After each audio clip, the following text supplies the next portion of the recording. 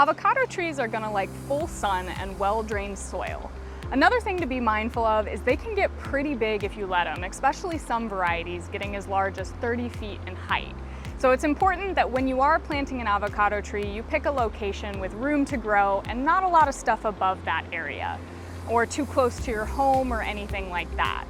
Another thing is selecting the right variety for your location. We have some Florida-specific varieties of avocado that grow really well here, but they might taste a little bit different than what you're accustomed to, our Hass avocado that's often in the grocery store.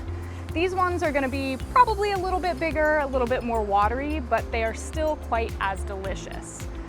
Another thing, if you get an avocado and you have that seed and you want to plant it, I would be very, very patient if you want fruit from that. It can take upwards of 10 years before that seed will develop fruit and get to that size where it can actually produce fruit.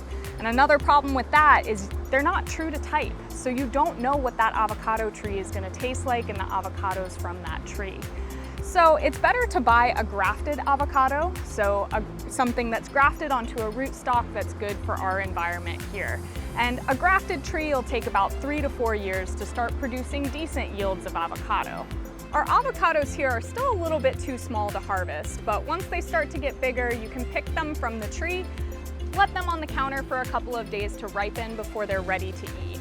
Our harvest windows usually starts to be around June in Central Florida. These ones are probably going to take a little bit longer before they're ready, but you can utilize them in the kitchen on avocado toast, in smoothies, and this particular variety I find does really well in making pesto because it's a little bit more watery than that Hass variety, but lots of different ways you can integrate it into the kitchen.